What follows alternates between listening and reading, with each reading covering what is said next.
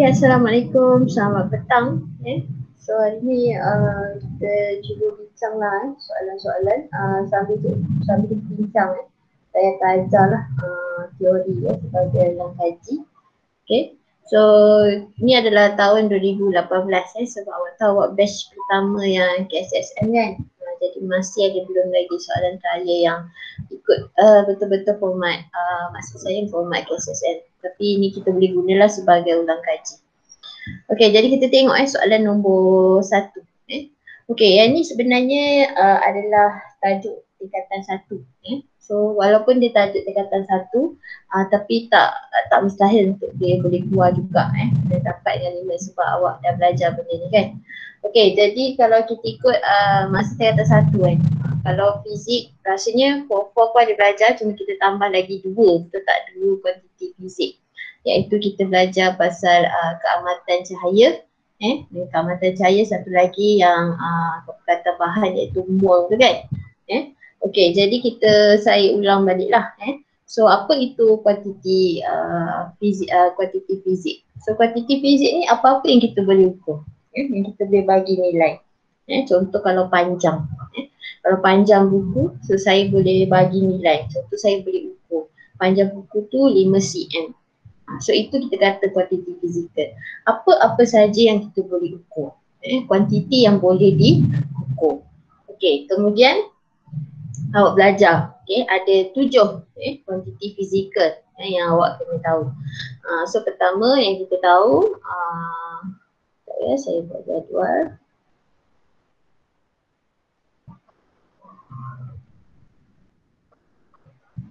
Kuantiti fizikal. Kuantiti fizik. Yang ni adalah dia punya unit. So pertama yang awak biar belajar masa tingkatan 1 adalah jisim dan simbol jisim adalah M. So apa unitnya? Unitnya adalah kg. Kemudian kita belajar pula ada panjang. Kan?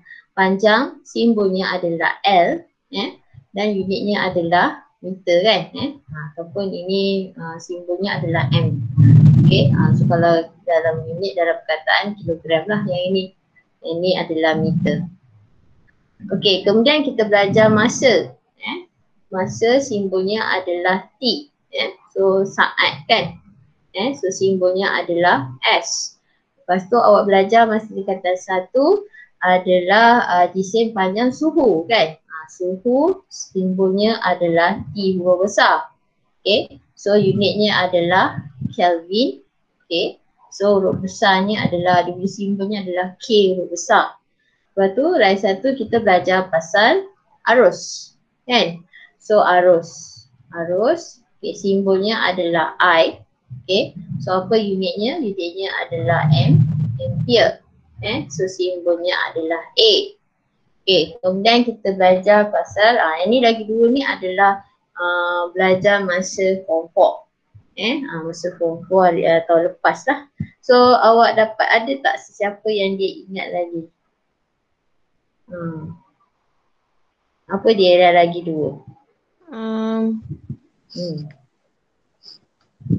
Apa lagi 2? Apa dia yang lagi 2? Yang awak belajar masa tingkatan 4. Apa lagi 2? Maira, boleh ingat tak? Apa lagi 2? Selain daripada, tadi cikgu ada sebut sekali lalu. Ada lagi 2 yang patut awak tahu. Apa dia? Ingat lagi? Tak ingat. Ingatlah. Dia adalah yang lagi 2 ni. Ini adalah keamatan cahaya. Keamatan cahaya. So keamatan cahaya, dia adalah unitnya adalah kandela. Ataupun dia CD simbol dia. Satu lagi kepekatan bahan kan. Kepekatan bahan yang awak belajar dalam kimia tu kan. Iaitu mol tu. So ini 7 kuantiti asas. So apa maksud kuantiti asas dia dekat sini? Kuantiti asas ni maksudnya kita dah tak boleh nak derive tu lagi. Kita tak boleh nak terbitkan tu lagi. Inilah yang paling ringkas. Maksudnya daripada kuantiti asas ni awak akan bentuk kuantiti terbitan. Jadi awak akan guna kuantiti asas ni. Dah tak boleh nak simplify lagi lah. Inilah kuantiti yang paling asas, tak boleh lagi diterbitkan lagi dah. Okay. So daripada kuantiti asas yang awak belajar ni, okay, awak belajar pula tentang kuantiti terbitan. Okay, apa kuantiti terbitan? Okay, kuantiti terbitan ni dia dihasilkan, kuantiti terbitan ni dihasilkan apabila kita darab, kita darab atau kita bahagi atau kita guna dua-dua operasi, darab dan bahagi untuk hasilkan satu kuantiti fizik yang baru. Sebagai contoh cikgu tunjuk adalah momentum. Okey, momentum, apa rumus momentum? Momentum adalah jisim darab dengan laju. Okey, so jisim darab dengan laju. Okey, so jisim apa unit dia? Kita boleh refer kat sini. Jisim unitnya kg. Okey, laju. Okey, laju apa unit dia cikgu? Awak dah belajar masa tingkatan 4. Laju adalah jarak bahagi masa. So jarak tu sebenarnya panjang lah. So apa dia punya unit dia? Meter. Okey, masa apa unit dia? Saat. So jadi ms negatif 1. So laju ni adalah apa? Laju unitnya adalah ms negatif 1. So darab ms negatif 1. So dia jadi kg ms negatif 1. Ini kita panggil kuantiti terbitan. Maksudnya kita guna kuantiti asas tadi yang ada 7 tadi. Kita gunakan dia sama ada operasi kita darabkan dia, kita bahagikan dia atau kita guna dua-dua sekali. So kita akan dapat satu kuantiti fizik yang baru. So kuantiti tu yang kita panggil sebagai kuantiti terbitan. Okay. So boleh faham tak beza kuantiti asas dengan kuantiti terbitan? Boleh. Boleh, okay. So yang ini kena ingat. Yang kuantiti asas ni kena ingat. Ada dalam buku teks, boleh rujuk. Kalau rasa nak salin pun boleh salin, tapi dalam buku teks nota pun cikgu rasa awak ada kan. So ni boleh tengok kat situ. Okay, so kita cuba tengok soalan nombor 1. Soalan nombor 1. So dia kata kat sini, pasangan kuantiti fizik dan unit SI manakah yang betul? So kalau kita tengok kat sini, yang mana yang betul? Yang mana yang betul? A kan? Cikgu ada bagi tahu kuantiti ini kuantiti asas kan? So dia adalah ampere So jawapannya A. Okay, tapi kita cuba cek satu-satu. Okay, apa rumus tekanan? Awak belajar ni kan? Rumus tekanan. Apa rumus tekanan? Tekanan rho G H. Okay. Itu adalah tekanan untuk cecair. Okay. Jadi kalau rumus tekanan yang biasanya adalah P sama dengan F per A.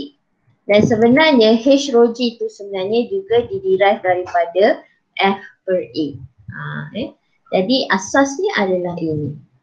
Okey, jadi kita tengok betul ke dia kata unitnya adalah Newton. Okey, so kita tengok force. F ni adalah daya. Daya adalah sama dengan MA. Ini adalah hukum Newton ke berapa? Hukum Newton ke 2. Okey, ini mass ni M ni adalah jisim. So ini adalah kg. A ni apa? A ni adalah ms negatif 2. So kita letak ke atas ni. Kg ms negatif 2.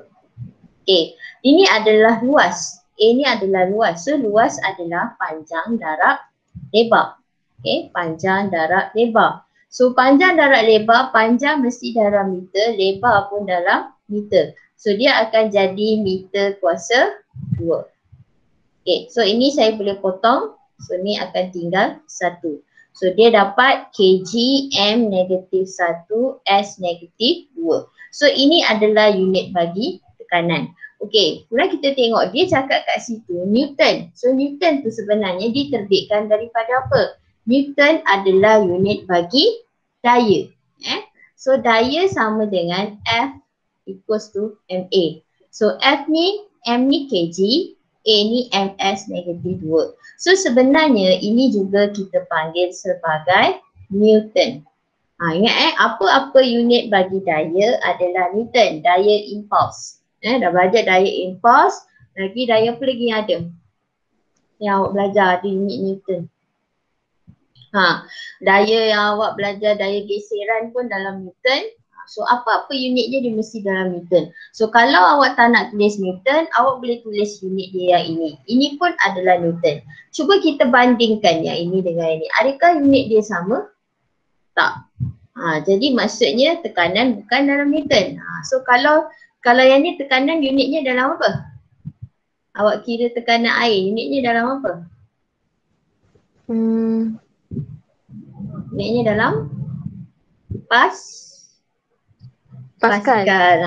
Unitnya dalam Pascal. So kalau tak nak tulis Pascal, boleh tulis yang ni juga. Tapi buat apa nak tulis panjang-panjang kan? So ada yang ringkas, kita tulis yang ringkas. So tekanan unitnya adalah dalam Pascal. Okay, so ini adalah unitnya dalam Pascal. Okay, berat bukan dalam kilogram, berat dalam Newton. Yang dalam kilogram adalah jisim. Jisim dengan berat tak sama. Berat dipengaruhi oleh graviti, jisim tak dipengaruhi oleh graviti. Contoh kalau awak dekat bulan, kalau jisim awak 50 kg, pergi bulan pun 50 kg juga. Tapi berat tak sama sebab berat dia kena ikut graviti. Kalau graviti bumi 9.8 yang awak dah belajar. So kalau berat awak 50, awak akan darat 50 darat 9.8 kan? Ni rumus berat. So awak dapat 450 lebih macam tu lah. Tapi kalau dekat bulan, dia adalah gravitinya adalah 1/6 daripada bumi. Lebih kurang 1.7 saja. Jadi awak daratlah 50 darat 1.7. So awak akan dapat 50 lebih je berat awak. So dia tak sama. Berat dipengaruhi oleh graviti. Okay, dan daya tadi kita dah kira, daya adalah dalam Newton. Joule ni adalah apa? Joule ni unit bagi apa? Joule unit bagi apa? Elektrik. Joule unit bagi tenaga. Tenaga. Elektrik pun boleh juga guna joule. Apa-apa tenaga unitnya dalam joule. Tenaga kinetik, tenaga elektrik, tenaga awak belajar keupayaan kan. Itu semua unit dia mesti dalam joule. Okay. So boleh faham tak? Okay, ada apa-apa nak tanya? Tak ada. Umairah ada apa-apa nak tanya? Umairah boleh je buka mic. Dia pemalu sikit. Okay, nombor 2. Alright, yang ini 3,500,000 watt. Okay. Jadi macam mana kita nak tukar dia jadi standard form? Awak dah belajar unit dia punya apa, standard form panggil bentuk piawai kan? Jadi macam mana nak tukar? Ni macam mana nak tukar? Tukar dulu jadi bentuk piawai. Lepas tu bagi jawapan kat saya. 3.5 darab 10 kuasa berapa? 10 kuasa 6. Okay, 3.5 darab 10 kuasa 6. Okay, awak ni pun benda ni dah belajar masa tingkatan 1. Ingat imbuhan kan? Imbuhan yang ada tera, giga, mega semua tu. Tera, lepas tu giga, mega, M besar, lepas tu kilo, lepas tu desi. Ini semua desi, D besar, D kecil, desi, senti, C, lepas tu mili, M kecil, lepas tu micro, okay, lepas tu nano, okay, nano, N, pico, P. Okay, so tu simbol dia semua. So nilai dia, apa nilai prefix ni? Tera dimulai dengan 10 kuasa 12. Ini 10 kuasa 9. Mega 10 kuasa 6. Kilo 10 kuasa 3. Desi 10 negatif 1. Senti 10 negatif 2. Mili 10 negatif 3. Mikro 10 negatif 6. Nano 10 negatif 9. Dan pico 10 negatif 12. Okay. So ini adalah imbuhan dia. Jadi sekarang tadi Irina jawab 3.5 darab 10 kuasa 6. Betul? Okay, 10 kuasa 6 kita tengok kat sini. Apa nilai 10 kuasa 6? 100,000. Yang ni kat sini, 10 kuasa 6 ni. Dekat imbuhan. Mega. Jadi, mega simbol dia apa? M besar kan? M. Jadi 3.5 M. Okay, so unit dia guna apa? Watt kan? So 3.5 megawatt macam tu. So awak tengok apa dia punya, bila awak dah tukar dia punya bentuk dalam bentuk piawai, awak tengok 10/6 itu adalah nilai bagi imbuhan apa. Jadi kalau 10/6 adalah mega, maksudnya awak buka je 10/6 ni pada simbol mega, iaitu M besar. So unit jangan lupa lah tulis dekat belakang. Okay, so terus dapat jawapan iaitu nombor bahagian B. Okay. Alright, nombor 3. Okay, nombor 3 ni saya biarkan awak jawab sebab ini nak tengok yang ni kau boleh buat manipulasi dengan bergerak balas. Okay, cuba try jawab dulu. Humaira okey tak? Okey. Humaira? Ni jawab dulu kat mic tadi.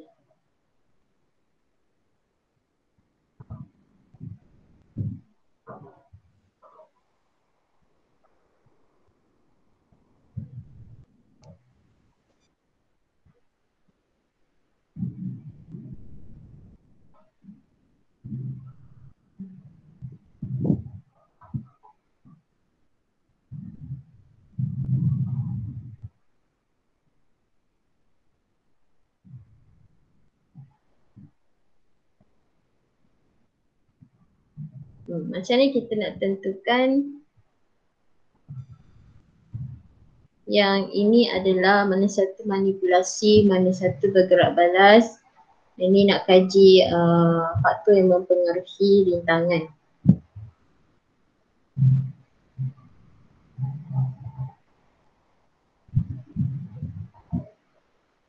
Ada dapat jawapan dah? Saya buat B. Oh, buat B. Okay, Maira apa jawapan?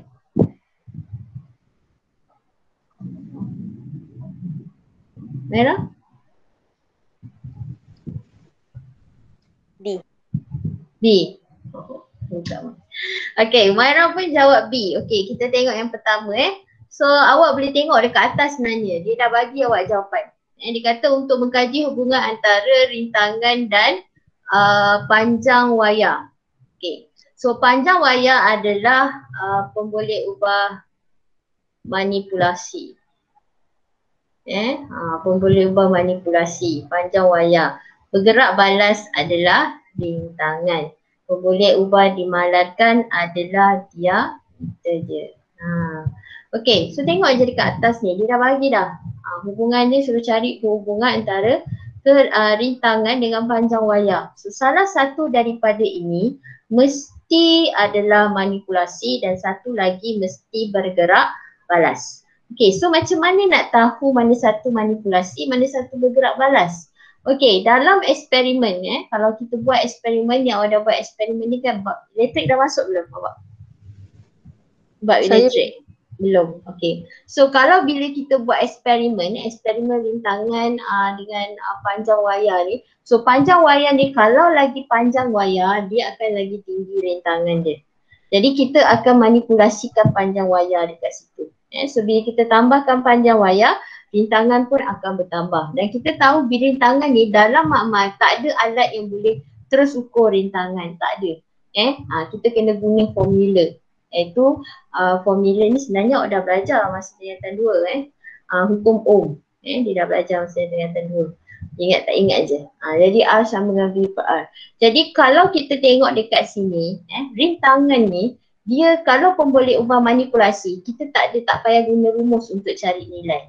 Dia memang dah ada kat situ. Tapi kalau kita perlukan rumus untuk cari nilai dia, macam rintangan kita perlukan gunakan rumus untuk cari nilai dia, maka dia adalah bergerak balas. Kalau manipulasi tak perlu, macam panjang awak boleh ambil pembaris terus ukur dapat jawapan. Tak perlu guna apa-apa formula. Jadi selalunya macam tu. Jadi manipulasi kat sini awak rujuk balik pada soalan di atas. Awak jawab B B pemboleh ubah arus dengan beza kepayaan.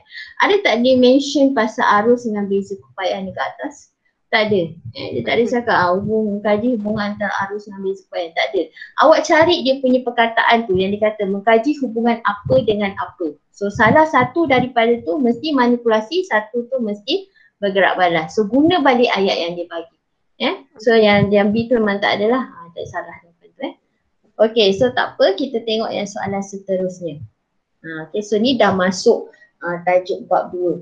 Okay, so dia kata kat sini, satu jasad berada dalam keadaan pegun atau terus bergerak dengan hal laju malah, kecuali terdapat satu daya yang mengubah keadaan gerakannya.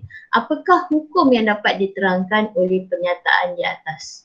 So agak-agak boleh recall tak apa benda hukum ni? Apa ni? Dia kalau katalah dia bergerak dalam garis lurus, dia akan terus bergerak dalam garis lurus. Melainkan kalau ada daya luar yang alihkannya, yang ubahkannya. Ataupun kalau dia berada dalam keadaan rehat, dia akan terus sentiasa berada dalam keadaan rehat. Melainkan kalau ada daya yang menolak dia. Okay? Jadi ini kita panggil hukum apa? Contoh saya bagi, mungkin kalau saya bagi contoh awak tahu apa benda dia. Okey, katalah saya naik bas. Lepas tu tiba-tiba bas tu dah jalan, tiba-tiba bas tu berhenti, dia tekan brake tiba-tiba. Apa jadi pada badan saya? Macam Benar ke depan. tak? Ke depan. Itu disebabkan oleh apa? Inertia. Yes, inertia. So itulah sebenarnya yang ini adalah inertia. So cikgu tak ada pun jawapan inertia kat sini. So inertia tu sebenarnya juga dipanggil sebagai hukum Newton pertama. Inertia adalah hukum Newton pertama. Okay, so saya akan terangkan sikit pasal inertia. Okay, inertia. Apa maksud inertia? Okay, so inertia ni dia adalah kecenderungan. Kecenderungan sesuatu objek. Ini kalau dia tanya maksud kecenderungan sesuatu objek untuk kekal keadaan asal.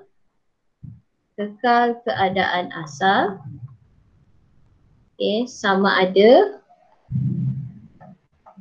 pegun atau bergerak dengan laju seragam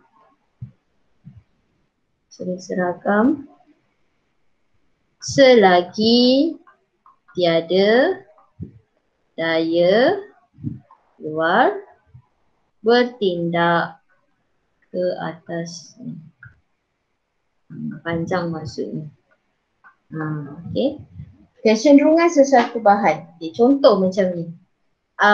Tadi kita cerita pasal cikgu naik bas tu dah bergerak. Tiba-tiba bas tu dia tekan brake. So badan saya ke depan. Alright, badan saya ke depan.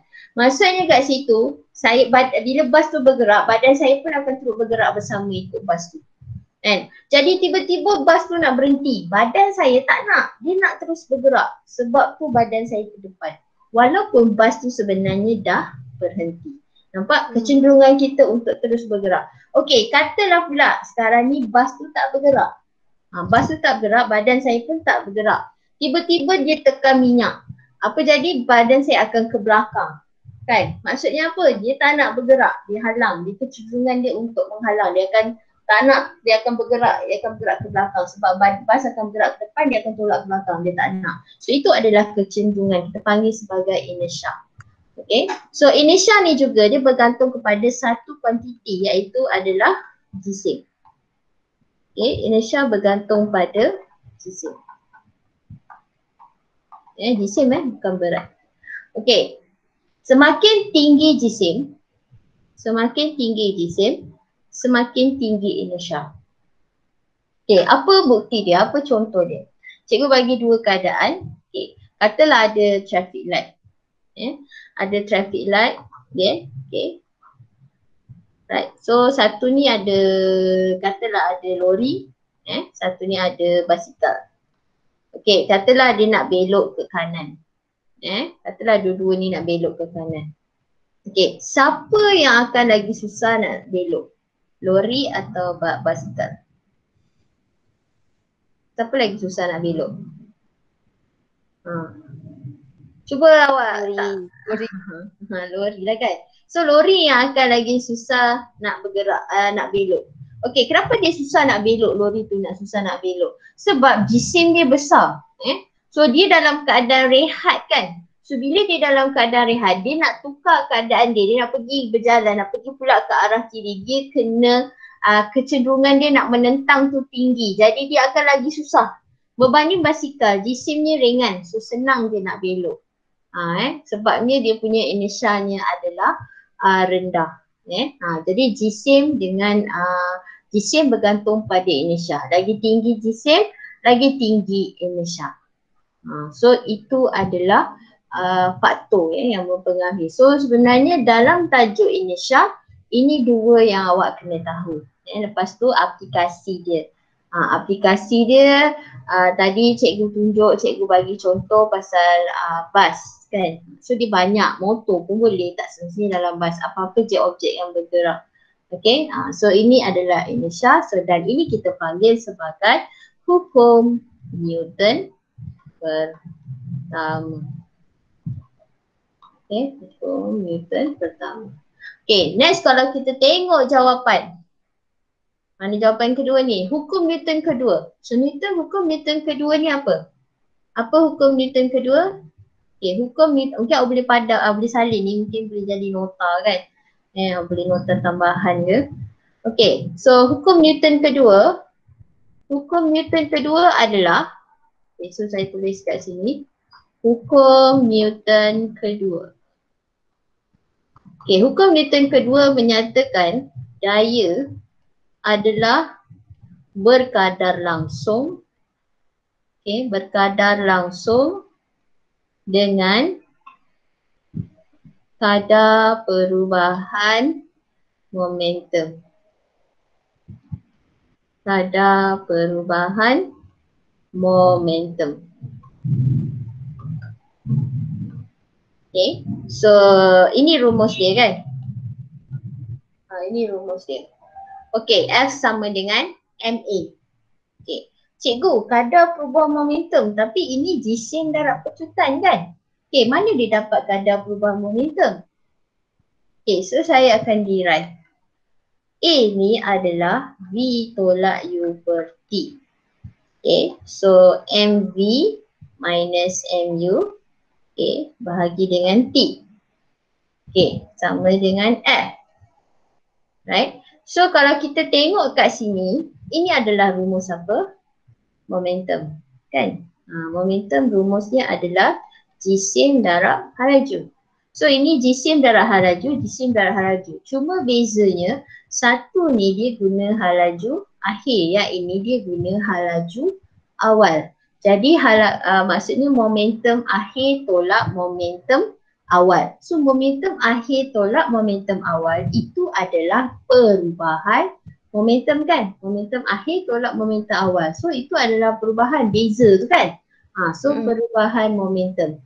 Okay, so perubahan momentum, dan mana pula datang perkataan kadar ni? Kadar ni adalah disebabkan dia dibahagikan dengan masa. Jadi any formula, apa-apa formula yang melibatkan bila dia bahagi dengan masa, maka maknanya akan bermula dengan perkataan kadar. Contoh saya bagi, A sama dengan V tolak U per T. Halaju akhir tolak halaju awal bahagi masa. Okay, A tu apa? A tu adalah pecutan. So kalau soalan tanya apa maksud pecutan, awak nampak dibahagikan dengan T, dibahagikan dengan masa, maka kita tulis mulakan dengan perkataan kadar. Kadar apa? Kadar perubahan halaju, sebab halaju akhir tolak halaju awal. Kadar perubahan halaju. Okey, kalau satu lagi awak belajar halaju, rumusnya sesaran bahagi masa. Okey. Jadi apa maksud halaju? Kadar perubahan sesaran. Cuma kat sini kita tak tolak je lah. Okay, so itu maksudnya apa-apa yang bila dibahagikan dengan T, maka dia akan mula dengan perkataan kadar. So sini maksudnya kadar, ini kadar perubahan momentum. Dan satu lagi saya nak tanya, kadar perubahan momentum ni juga adalah maksud bagi apa? Dia ada satu kuantiti fizikal yang sama maksud dengan kadar perubahan momentum. Kalau awak ingat, apa dia? Daya apa? Daya apa? Impulse. Yes, very good. Daya impulse. So F sama dengan mv minus mu divide by T. Ini juga kita panggil sebagai daya impulse. So daya impulse kalau ditanya maknanya apa? Daya impulse maksudnya adalah kadar perubahan momentum. Okay, so itu maksudnya. Daya impuls kadar perubahan momentum. So tak apa tu, nanti mana tahu kalau ada soalan saya akan ajar yang tajuknya itu. So yang ini kita belajar hukum Newton kedua dulu. So hukum Newton kedua kata daya adalah berkadar langsung dengan kadar perubahan momentum. So ini yang kita kata F sama dengan MA tu. So F sama dengan MA tu itu adalah rumus dia. Tapi kalau ditanya makna mesti kena jawab yang itu. Dan apa unit bagi daya? Ini cikgu dah tahu, bagi tahu tadi SI unitnya adalah Newton. So SI unitnya adalah Newton. So awak boleh just kembangkan dia nak bahagikan yang ni kan. Kita kembangkan dapat jawapan ni yang daripada tadi yang dapat diraih tu sama dengan daya impuls. So lagi satu hukum Newton kedua. So apa yang kita boleh kaitkan dekat sini?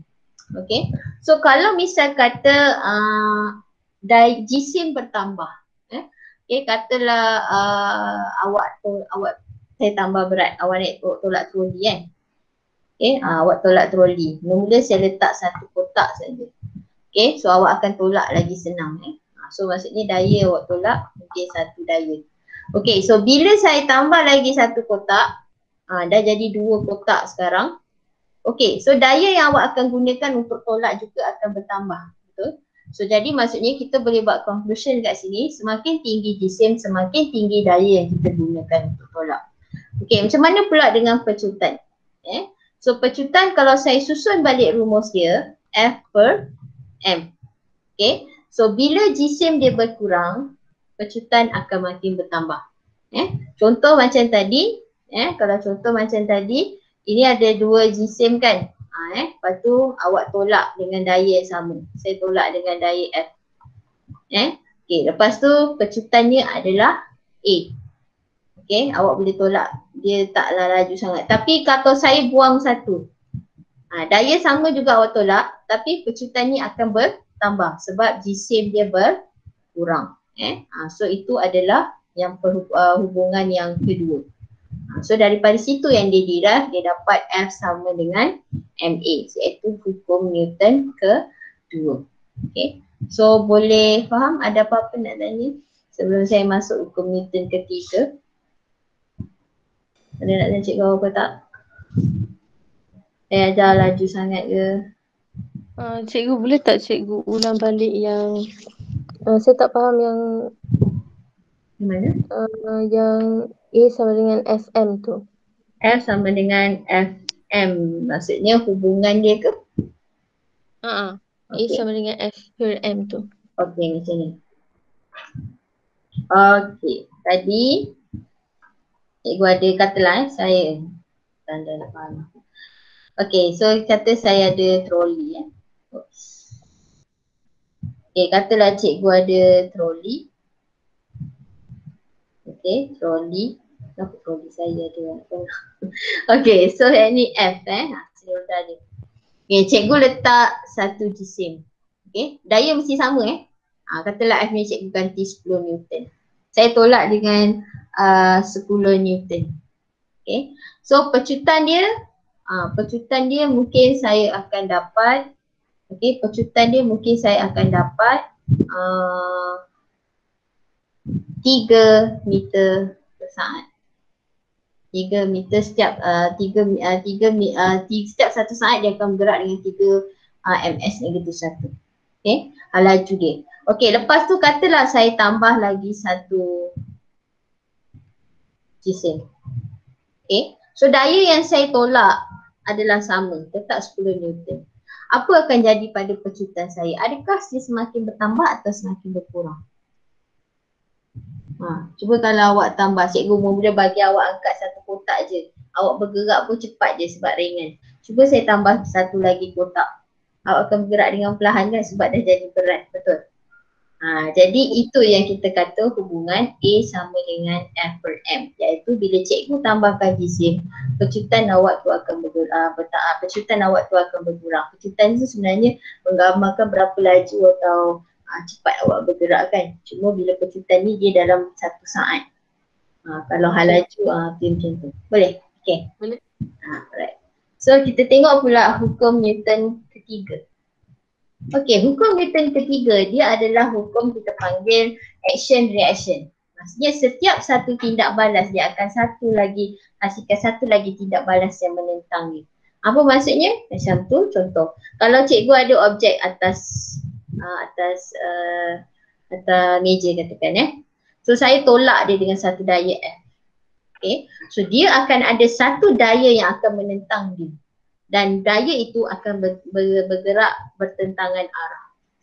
Okay. Siapa tahu nama dayanya? Nama dayanya apa? Geseran. Yes, very good. So maksudnya setiap apa yang kita buat, apa daya macam awak tolak ke kanan, daya akan ada satu daya akan menentang dia iaitu ke kiri yang kita panggil daya geseran. Ataupun lagi satu senang, kita tengok kalau roket kan, roket dia nak dilancarkan. Katalah ada roket nak dilancarkan. So kalau tengok dekat belakang ni dia akan keluar api tu. Dengan hal laju yang tinggi. Dia bergerak ke mana? Hal laju api tu ke bawah, betul? Tapi akan ada satu daya yang akan menyebabkan roket tu naik ke atas.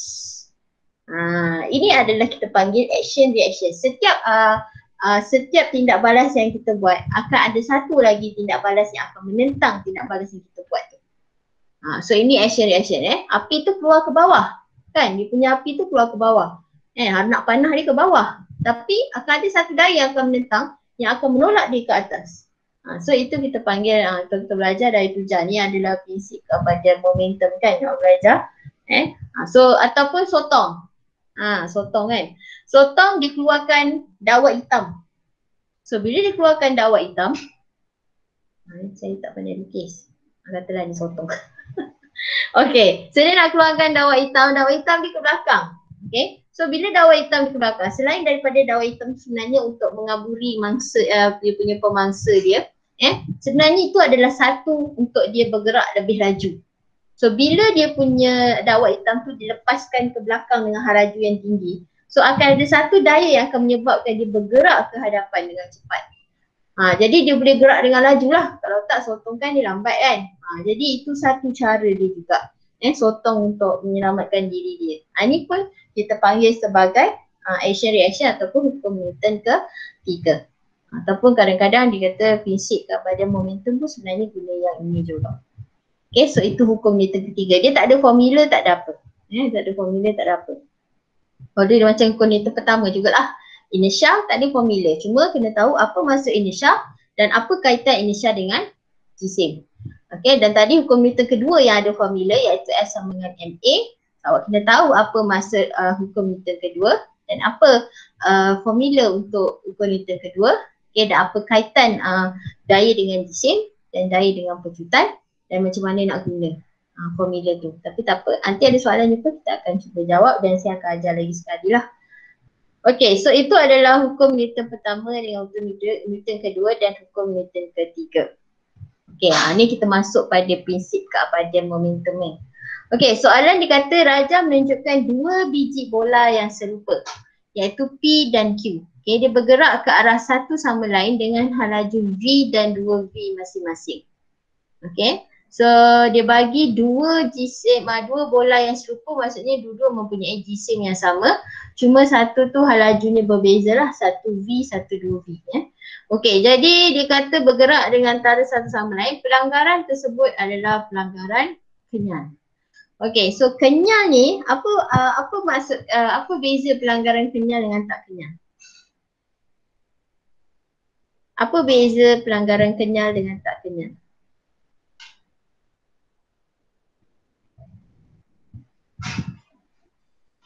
Kalau pelanggaran tak kenyal dia akan bercantum. Pelanggaran tak kenyal dia akan bercantum. Kalau pelanggaran kenyal dilanggar dia akan berpisah. Okey, so kita cuba tengok.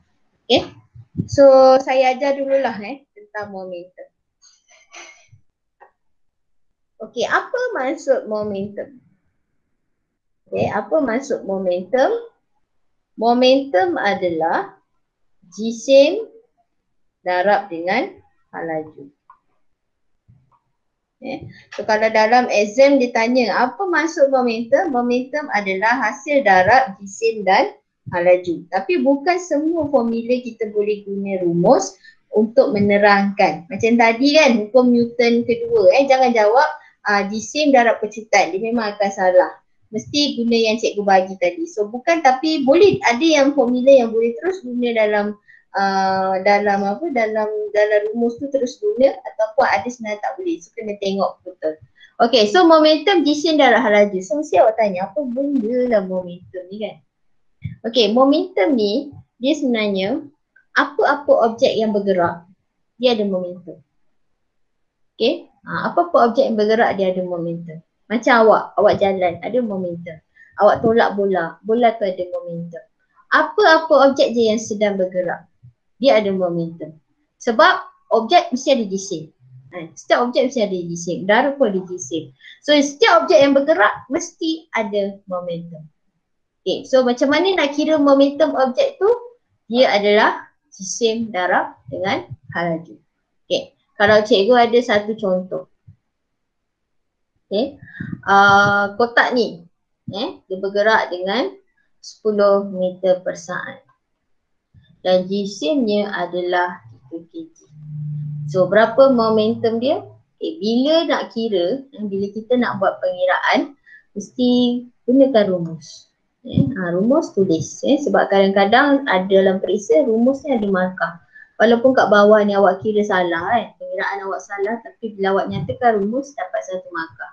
So jisimnya adalah 3, lajunya adalah 10. So awak akan dapat 30. Okay, apa unitnya? kg ms negatif 1. Kalau tak tahu kita boleh derive, jisim ni adalah kg, laju adalah ms negatif 1.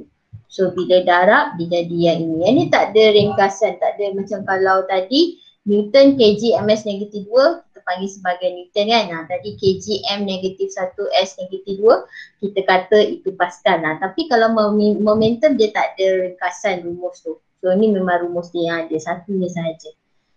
So ini cara nak kira momentum. Okay. Kemudian awak belajar lagi satu, bila dah belajar momentum, awak belajar pasal prinsip keabadian momentum. Tu belajar pasal pelanggaran dulu kan. So tadi pelanggaran terbahagi kepada 2, iaitu pelanggaran kenyal dan pelanggaran tidak kenyal. Kenyal, tidak kenyal. Okey, pelanggaran kenyal bila dia langgar, dia akan berpisah. Terpisah satu kanan, satu kiri, ataupun mungkin dua-dua bergerak arah yang sama cuma dia tak melekat kan. Okey, tidak kenyal dia akan melekat. Okey, kalau dalam gambar macam mana nak tahu dia kenyal atau tidak? Awak tengok gambar dia ada plastisin. Dia letak plastisin dekat belakang ni. Macam contoh ni troli, dia letak plastisin kat belakang ni. Lepas tu objek ni pun bergerak, dia kata langgar. Awak nampak plastisin, awak tahu memang benda tu akan melekat. So ini adalah pelanggaran tak kenyal. Ataupun dibagi dalam bentuk perkataan, dikata bergerak bersama. Ataupun dibagi perkataan laju sekunya. Okay. So ini menunjukkan semua ni adalah pelanggaran tidak kenyal. So apa-apa objek, contoh kalau pelanggaran kenyal ni, okay, ini kalau lepas dia dilanggar, dia akan terpisah. Dia tak melekat. Tapi yang ini bila langgar, dia akan melekat jadi satu objek. Okay, tu beza dia. Dan lagi satu, awak kena tahu pasal formula dia. Pelanggaran kenyal, apa formula dia? M1U1 tambah M2U2 sama dengan M1V1 tambah M2V2. Okay, tak kenyal M1U1 tambah M2U2 sama dengan M1 tambah M2V. So ini memang kena ingat dalam pixel memang dia tak bagi. Okay, so macam mana nak kira? Okay. So kalau nanti mana tahu ada soalan, awak catat je yang ni dulu. Kalau ada soalan nanti boleh rujuk, kita boleh guna yang ni. Apa yang macam mana nak kira.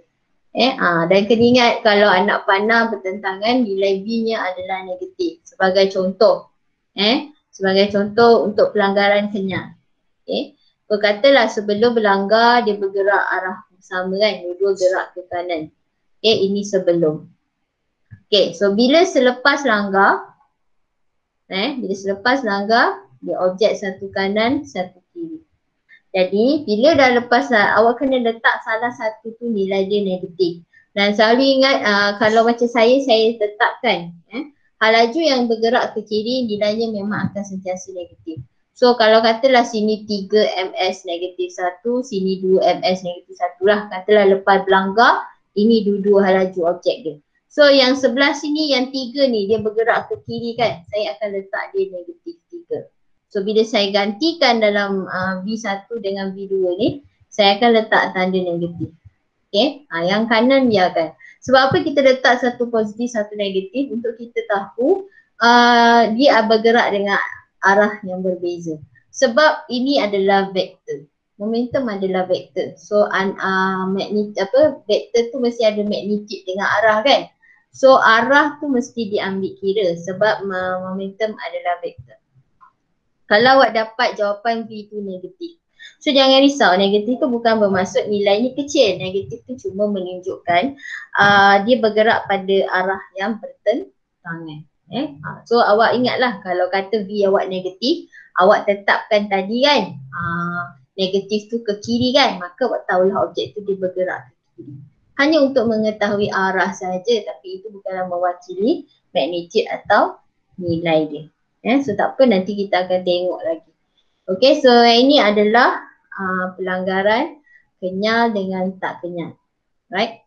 So sampai situ ada tak nak tanya saya apa-apa? Sampai sini sebelum saya masuk tentang prinsip keabadian momentum.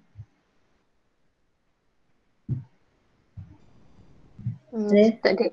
Tak ada. Okay, so far okay. Okay. Alright. Kita tengok yang seterusnya. Dah masuk pelanggaran kenyal tak kenyal, kita masuk kata prinsip keabadian momentum. Okay. Saya ambil satu contoh. Okay, katalah tadi ada bola kan. Okay. Ini sebelum pelanggaran. Okay, ini adalah selepas pelanggaran. Okay, so katalah sebelum pelanggaran ini objek 1, objek 2. So ini jisimnya M1, ini jisimnya M2. Okay, selepas pelanggaran, okay sekejap saya tulis dulu. Okay, M2.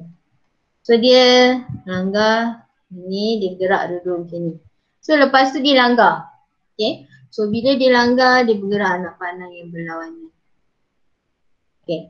So ini sebelum pelanggaran dengan selepas pelanggaran. Prinsip keabadian momentum bercakap jumlah momentum sebelum pelanggaran adalah sama dengan jumlah momentum selepas pelanggaran. Jumlah momentum sebelum pelanggaran adalah sama dengan jumlah momentum selepas pelanggaran. Okay, maksudnya dekat sini tadi awak derive rumus yang ini kan, ini pelanggaran kenyal kan.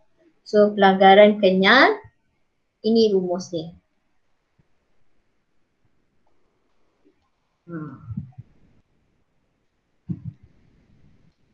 Okay, so ini yang sebelum pelanggaran dan ini yang selepas pelanggaran. So maksudnya jumlah momentum, kena ada perkataan jumlah jumlah momentum sebelum pelanggaran adalah sama dengan jumlah momentum selepas pelanggaran. Ini prinsip keabadian momentum. Kalau contoh sebelum pelanggaran adalah 80 kg ms negatif 1, maka selepas pelanggaran juga mesti 80 kg ms negatif 1. Dia diabadikan. Tak ada perubahan. Sebelum dan selepas mesti sama. Untuk pelanggaran kenyal ke, pelanggaran tak kenyal ke, dua-dua mesti sama. Kalau pelanggaran kenyal, pelanggaran tak kenyal, ini rumus dia kan, M1U1 tambah M2U2 sama dengan M1 tambah M2V. Ini pelanggaran tak kenyal kan. So jumlah momentum sebelum pelanggaran sama dengan jumlah momentum selepas pelanggaran. Dua-dua ni dia pakai benda yang sama. Maksudnya awak boleh kira kat sebelah sini, awak mesti dapat nilainya dua-dua yang sama. Okay. So kita tengok pula apa ciri-ciri ciri-ciri bagi pelanggaran kenyal dengan pelanggaran tak kenyal. Okay. So pelanggaran kenyal, pelanggaran tidak kenyal. Kenyal, tidak kenyal.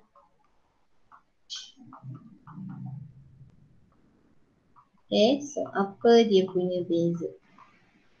Okay, so saya sebut dululah yang sama. Okay, yang sama, dua-duanya jumlah momentum sebelum dan selepas adalah sama. Sebab dua-dua mematuhi prinsip keabadian momentum. Jumlah momentum sebelum dan selepas pelanggaran adalah sama. Okey, sama juga dengan pelanggaran tidak kenyal. Dua ni benda yang sama. So, awak salin je lah sini sama dua. Siapa nak boleh padam je garisan kat tengah ni, bawa dia ke tengah tu. So dua-dua ni sama. Kenyal tak kenyal, jumlah momentum sebelum dan selepas mesti sama. Okey, yang tak samanya adalah tenaga kinetik. Okey, so jumlah tenaga kinetik untuk pelanggaran kenyal dan tidak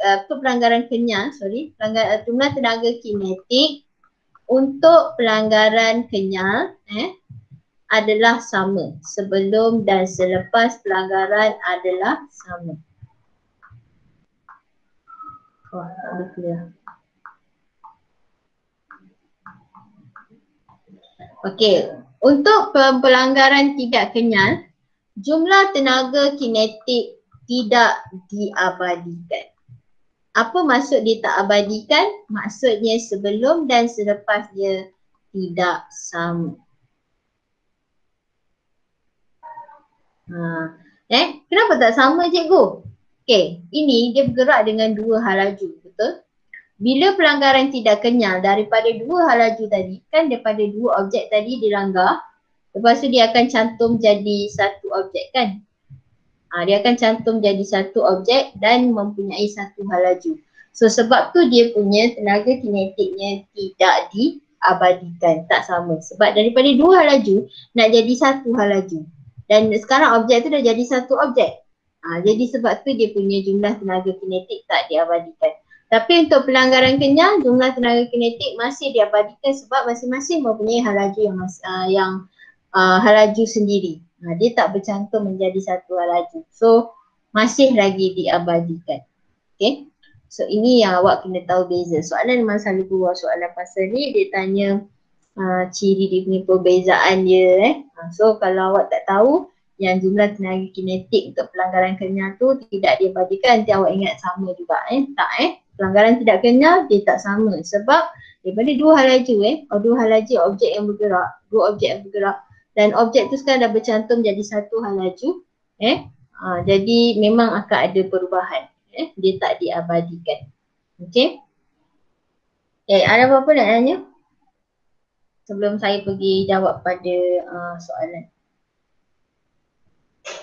Ada? Semua faham? Faham. Okay. So kita tengok yang ini. Cuba jawab. Tadi cikgu dah cakap kan, ingat ke tak ingat? Yang mana satu awak pilih sebagai jawapan awak? A, B, C atau D?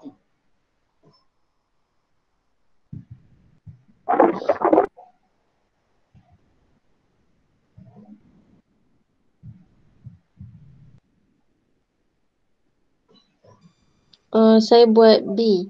Buat B. Okay, Maira? Maira buat apa? A. A B. Okay. B. Oh, so dua-dua B lah. Okay, so betul jawapannya. Jumlah momentum sebelum pelanggaran sama dengan jumlah momentum selepas pelanggaran. Jangan jawab A walaupun sama, cuma bezanya tak ada perkataan jumlah. Nah, kalau tak ada perkataan jumlah tu dia memang salah. Sebab awak tengok kat sini formula dia. Formula dia sebelum ni dia tambah betul. So mesti kena ada perkataan jumlah sebab dia tambah dua-dua ni. Okay, selepas ni pun mesti ada perkataan jumlah sebab dua-dua ni dia tambah. Okay, so kita pergi yang seterusnya. Yang ni pelanggaran kenyal. Jumlah tenaga tidak sama salah sama. Ini kalau pelanggaran tak kenyal baru betul. Okay, nombor 6. Okay, nombor 6. Dia bagi kat sini Raja menunjukkan sebuah kereta mainan berjisim 4 kg. Kereta itu ditolak dengan menggunakan daya 10 Newton. Daya geseran di antara kereta mainan dan lantai ialah 2. Berapakah pecutan kereta itu? Okay, saya nak tanya satu je, guna rumus apa? Ni guna rumus apa? F sama dengan MA. F sama dengan MA iaitu hukum Newton ke 2. F sama dengan MA. Okay, F sama dengan MA. Okay, so macam mana nak cari F? Okay, sekarang ni kita tengok. Untuk sesuatu objek bergerak, dia kena atasi dulu daya geseran dia. Okay, kalau contoh, alright, cikgu ada kotak. Okay, satu daya tolak ke sini 15 Newton. Satu lagi daya tolak ke sana 10 Newton. Okay, so berapa daya yang saya dapat? Daya bersih adalah 5 Newton. Okay, so kalau cikgu ada lagi satu kotak, ini 15 Newton, okay, ini 10 Newton. Tengok anak panah dia. Anak panah dia sama Bila anak panah dia sama, kita tambah. Okay, so berapa daya bersih cikgu dapat? 25 Newton. 10 tambah 15. Okay, so ini adalah cara kita nak kira daya bersih. Sebenarnya F ni adalah F net ataupun F bersih. Daya bersih. Okay, jadi apa-apa objek nak bergerak, dia mesti mengatasi daya geseran dulu. Maksudnya daya yang awak tolak tu, yang ni dalam ni budak ni tolak kan. Dia kena tolak dulu dengan daya geseran, baru dia boleh buat objek tu memecut. Jadi F net dia dekat sini adalah 10 tolak 2. Okay, jadi dia dapat 10 tolak 2 tu 8, betul? So dengan 8 Newton ni lah dia gunakan untuk biarkan objek tu memecut. Okay, so sekarang daya bersihnya 8. Okay, jisim dia berapa? Jisimnya 4. Okay, berapa pecutan dia? Itu yang kita nak cari. So 8 bahagi 4 awak akan dapat 2 ms negatif 2. So itulah pecutan dia. Okay, so saya bagi lagi satu soalan. Saya bagi satu soalan contoh yang lain. Okay, katalah saya ada satu kotak. Okay, saya tolak daya dengan 20 Newton. Okay, dan daya geseran kotak tu adalah 10 Newton. Dan jisim kotak itu adalah 5 kg. Tolong carikan saya dia punya pecutan. Carikan cikgu pecutan dia.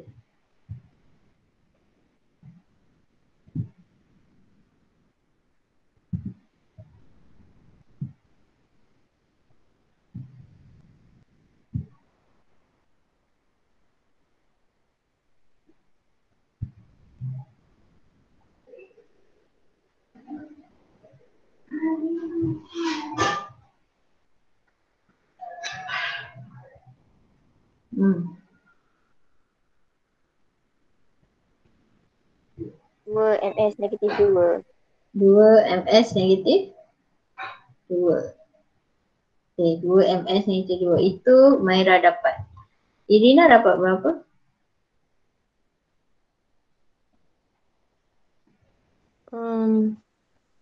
Sekejap cikgu. Ha.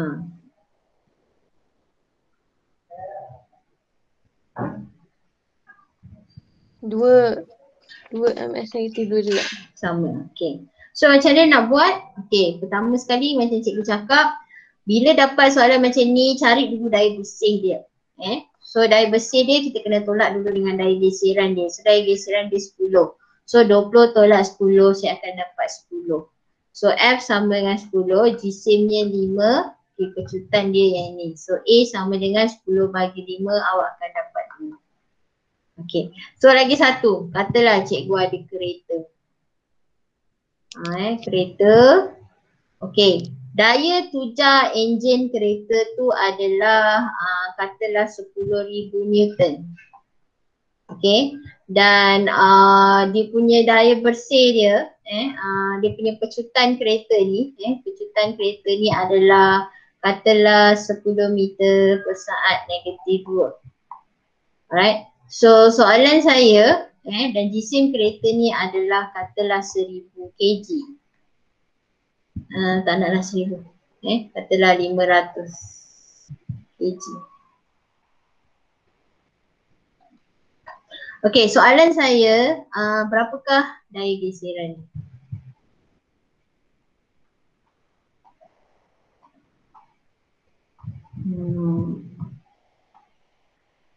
Okey, cuba try.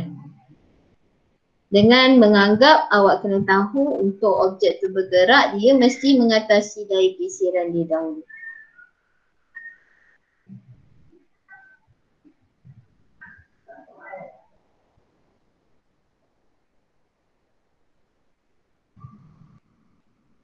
Salah tak? Cikgu tunjuk.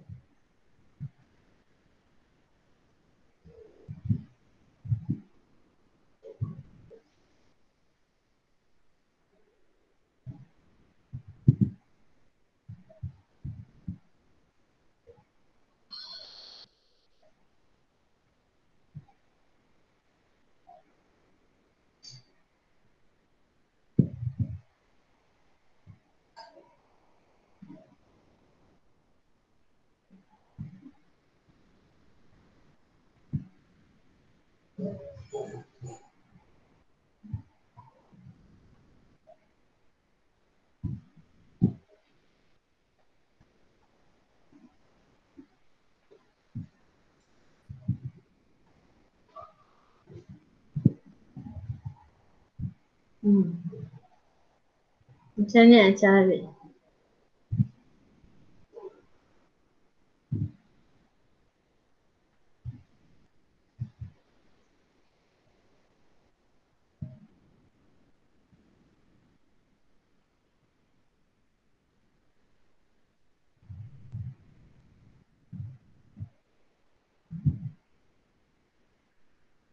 Daya tujar enjin kereta tu 10,000. Daya tujar enjin kereta tu maksudnya daya yang kita bagilah.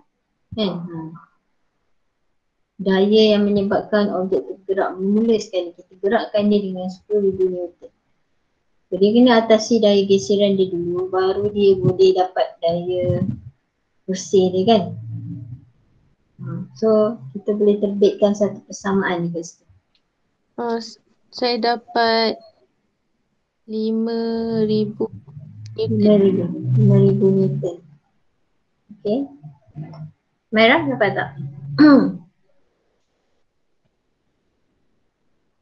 15,000 Newton.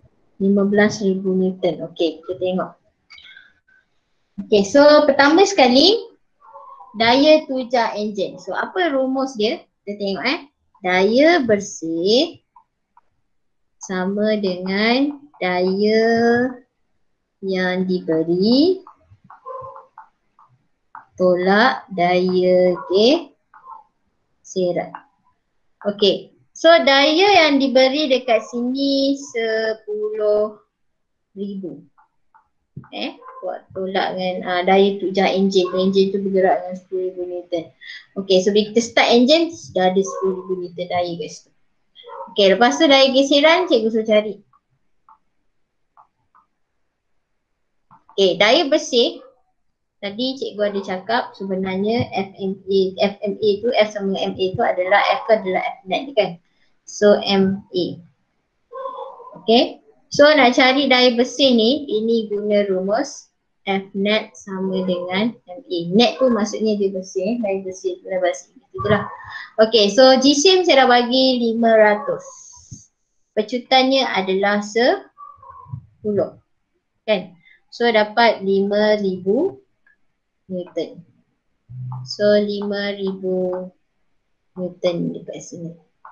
So ni kalau saya pindah dia jadi positif kan. Pindah negatif, pindah jadi positif kat sini. Daya geseran. Yang ini tambah, pindah jadi tolak. So dia akan jadi 5,000 Newton. 5,000 Newton. Okay. Boleh faham? So merah dapat 15,000 tambah sebab tambah 10,000 dengan 15. Boleh tak Umairah? Boleh. Irina okey. Awak dapat awak guna rumus yang ni ke macam mana? Okey. So ingat apa-apa objek nak bergerak kena atasi dulu daya geseran, lepas tu baru kita boleh dapat daya bersih. So ni boleh dikatakan dia punya rumus lah. Boleh dikatakan sebagai rumus dia. Okey, so kita tengok soalan yang ini. Ini dah masuk tentang graf gerakan. So dalam fizik ada 2 graf gerakan yang awak belajar, iaitu graf apa? Sesaran lawan masa. Satu lagi adalah graf hal laju lawan masa. So saya akan tengok dulu graf sesaran lawan masa dulu. Sesaran lawan masa. Apa ciri graf sesaran lawan masa? Apa maklumat yang awak boleh dapat berdasarkan graf sesaran lawan masa? So pertama kita kena tahu kecerunan. So kecerunan bagi graf sesaran lawan masa S lawan dengan T adalah sama dengan H laju.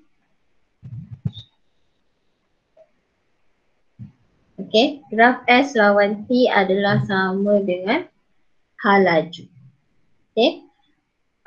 Saya tengok kita tengok dulu graf yang pertama. Graf sesaran lawan masa ni dia banyak jenis kan. Ada yang garis lurus gini, ada yang gini kan. Ada yang macam ni, ada yang macam ni kan. So kita akan tengok satu-satu. So kita pertama sekali, apa yang awak kena tahu bila sebut tentang kecerunan dalam fizik, dia mesti ada segitiga. Dia mesti ada segitiga. Apa maksud segitiga ni? Jadi kita tengok yang pertama, kecerunan graf S lawan T adalah sama dengan laju. Ingat benda tu. So kecerunan mesti ada segitiga. Kecerunan tu diwakili oleh segitiga. Ni cikgu ada 4 bentuk graf kat sini. Jadi pertama saya akan lukis graf. Cikgu lukis graf. Dekat graf, lukis segitiga. So bila saya lukis segitiga, apa yang saya nampak perubahan saiz dia? So kalau tengok graf segitiga tu semua sama je kan punya luas segitiga ni. Luas segitiga dia semua sama je. So bila luas segitiga dia sama, cikgu cakap apa tadi? Segitiga mewakili kecerunan. So bila luas segitiga sama, maka kecerunan dia juga adalah sama. Bila kecerunan dia sama, kita dah tahu kecerunan dia adalah sama dengan hal laju. Jadi hal lajunya adalah sama, cuma dalam fizik kita tak guna sama, kita guna perkataan seragam atau mala. Ini adalah S dengan T punya graf. So saya tengok pula yang graf kedua.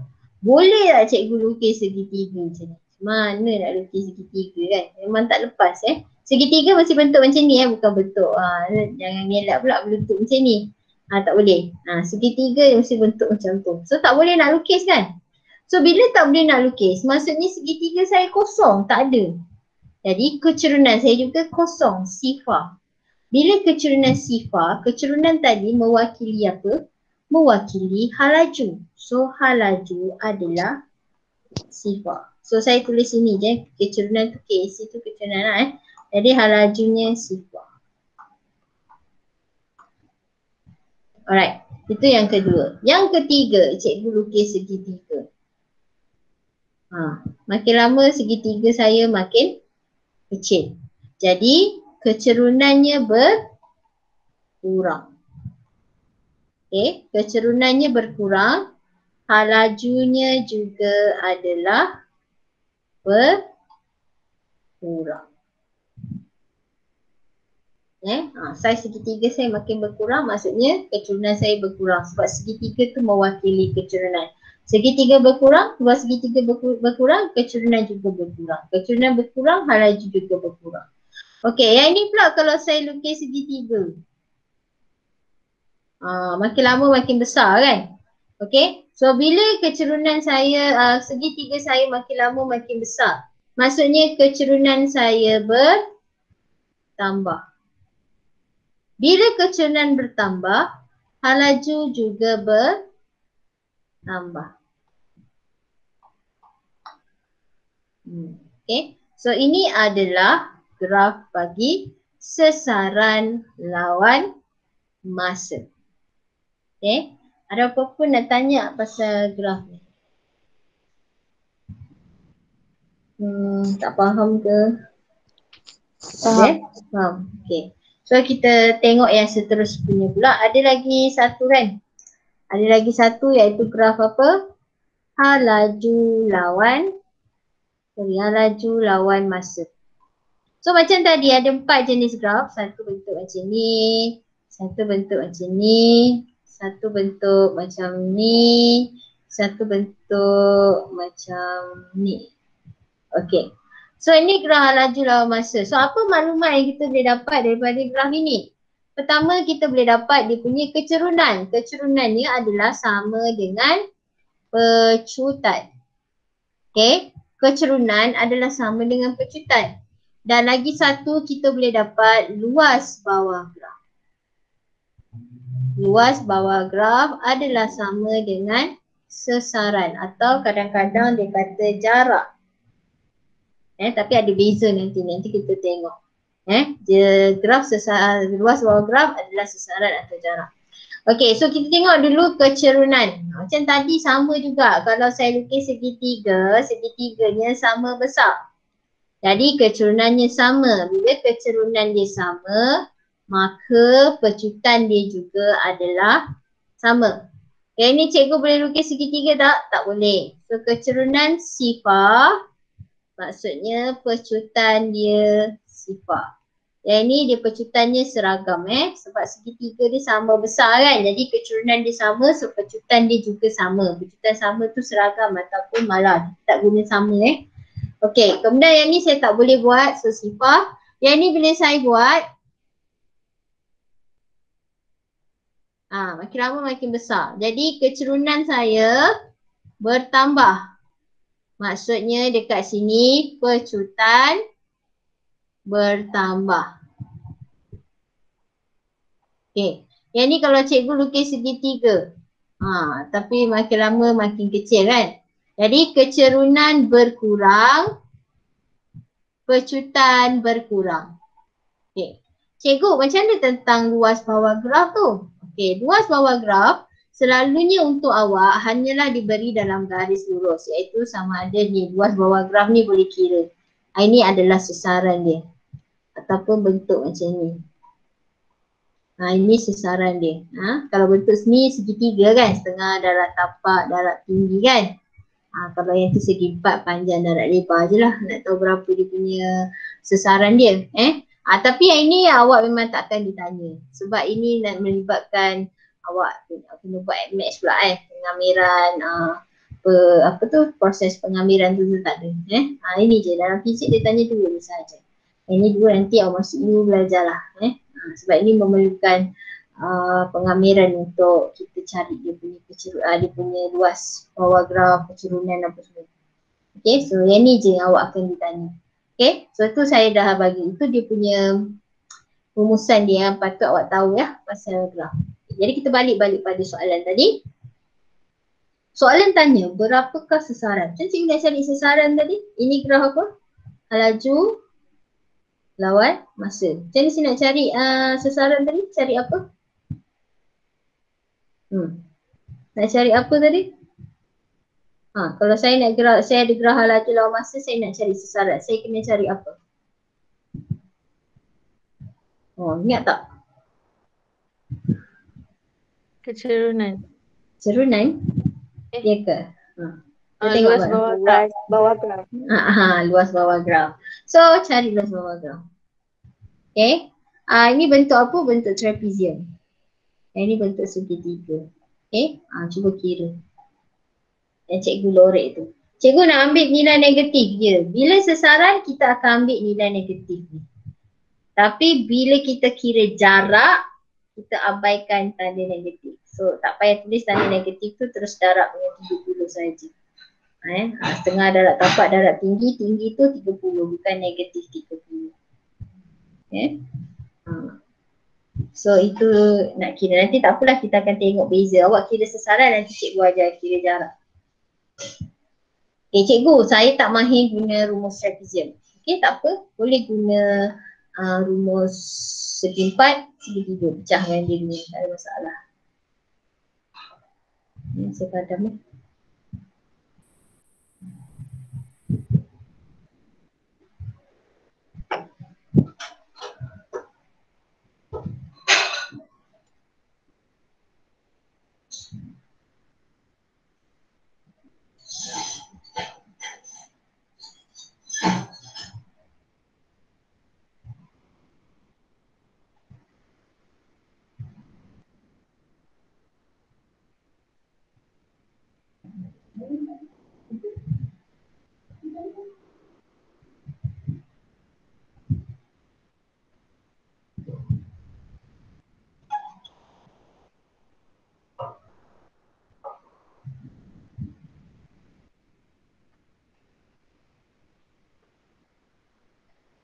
Kalau ada dapat jawapan, boleh bagi tahu saya.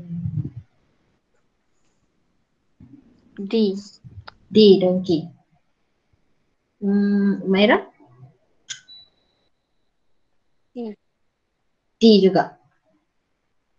Okey, kita tengok Okey, ni cikgu labelkan Allah. Ni cikgu labelkan sebagai luas bagi A.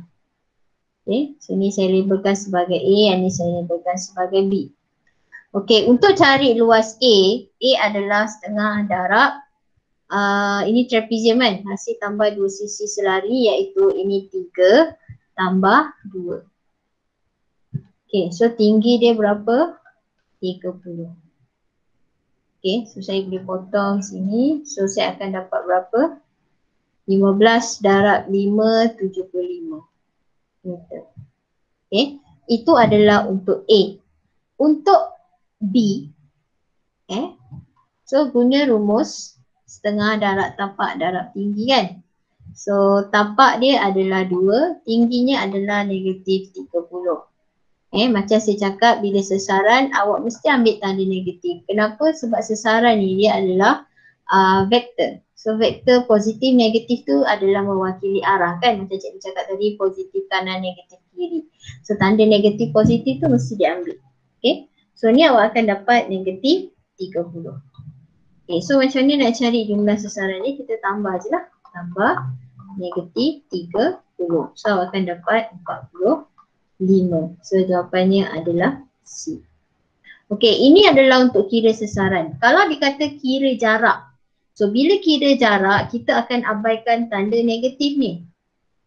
So bila kita abaikan tanda negatif, sebab jarak berdelah skala, bukan vektor. So maknanya dia tak mengambil kira arah, hanya magnitude saja. So positif negatif kanan kiri ke dia tak kira. Jadi kita kira dapat 30 kan. Jadi bila awak tambah, awak akan padamkan awak akan padam tanda negatif, awak akan dapat 30 kan. Ni dapat terus 30. So yang ni dia jadi tambah lah kan. So 70 tambah 30, jaraknya adalah berapa? Jarak adalah 105. Ini saya tolak lah. Ini saya buat jarak. So ini sesaran, yang ini jarak. Okay, nampak beza dia. Okay, ini sesaran, yang ini jarak.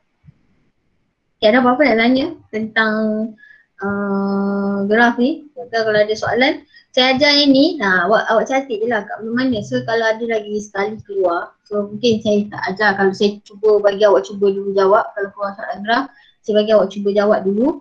Kan, berdasarkan apa yang cikgu dah ajar sebelum ni. Dan sebab bila saya ajar, saya akan ajar satu topik tu tau.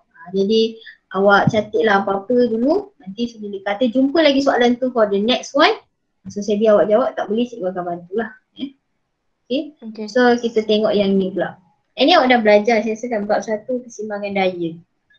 So apa daya yang ada? So apa-apa objek dia berada dekat atas meja ke apa, kan ada satu objek yang bergerak. Walaupun objek tu dia tak bergerak, masih akan ada dua daya. Pertama mesti ada berat. So bila kita nak label berat, berat mesti ingat mesti label daripada pusat objek. Daripada tengah-tengah. Kalau cikgu, saya label kat sini je lah, sama juga. Wait, salah. Berat mesti daripada pusat objek. Okay. Dan lagi satu, walaupun dia tak bergerak, so dia ada satu daya yang kita panggil tindak balas normal ataupun kita panggil R, kan, tindak balas normal. Okay.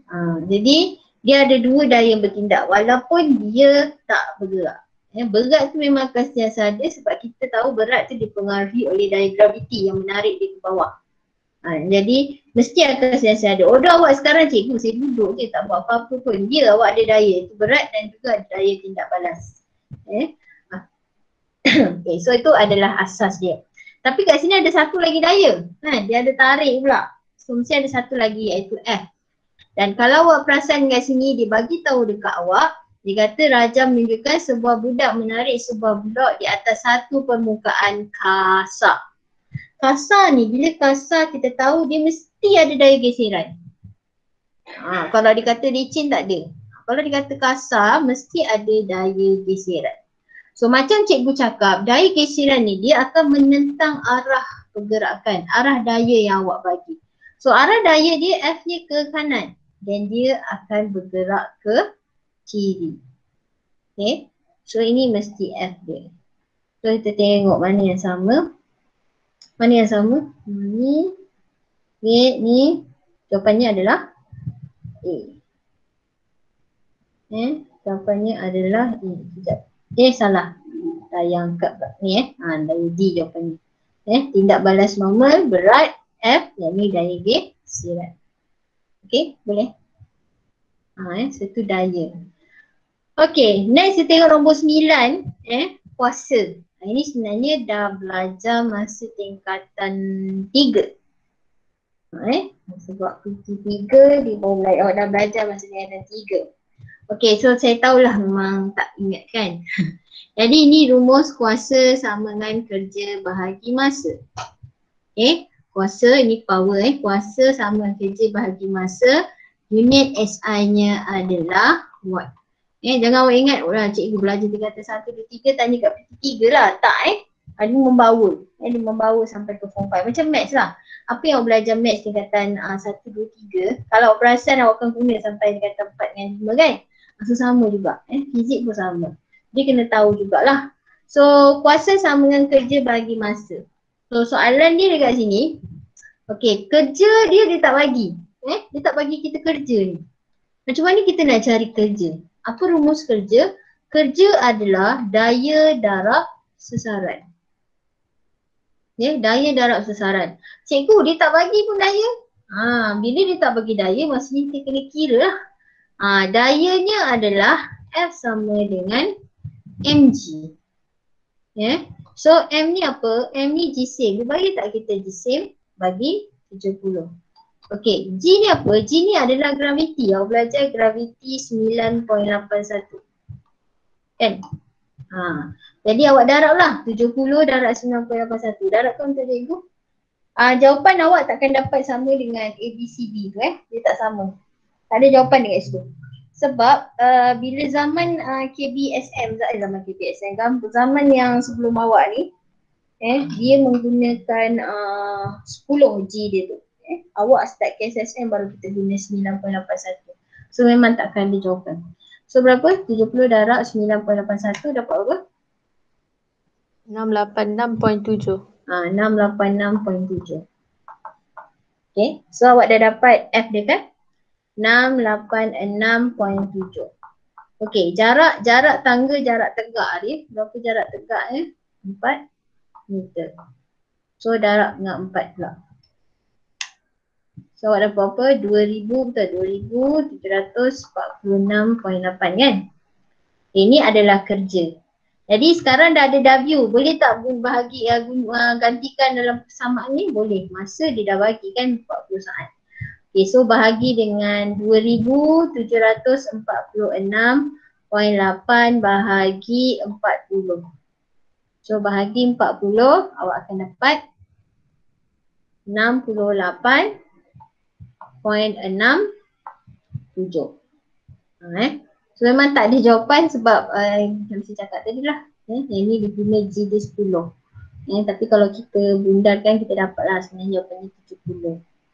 Okay, boleh? Ada apa-apa nak tanya? Ni tak sebagai revision boleh tengok revision balik. Okay, kita tengok soalan yang last lah. Cepat lagi. Oh, ini kena belajar hukum. Okay, saya bagi nombor 12 ni. Nombor 12 ni simple je, dah awak pun boleh belajar. Saya rasa buat tekanan kan. Okay, nombor yang atas tu sebab saya kena ajar dulu, tak panjang cikgu ajar. So nombor 12 dulu. Raja menunjukkan traktor di atas tanah berlumpur. Mengapakah traktor mempunyai tayar yang besar dan lebar? Kenapa? Kaitkan dengan tekanan.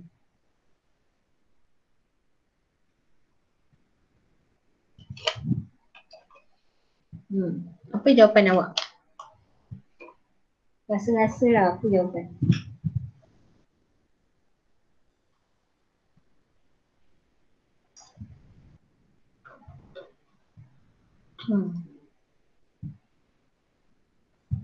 A. Mengurangkan tekanan pada tanah. Maira? A. Okay, so rumus P sama dengan F per A. Okay, so dia punya luas permukaan bertambah, tekanan berkurang. So jawapannya A. Guna rumus. Sebenarnya kalau kita hafal rumus, kalau awak hafal rumus, lebih kurang dalam 70% nak jawab soalan tu kita satu. Sebab awak akan balik-balik kena rujuk balik pada rumus. Rujuk pada rumus. So rumus tu dia ada banyak jawapan. Sebab tu kalau saya memang rumus wajib hafal. Yang tak payah tengok kat depan tu. Sebab kadang-kadang kat depan tu yang tak guna tu yang dibagi.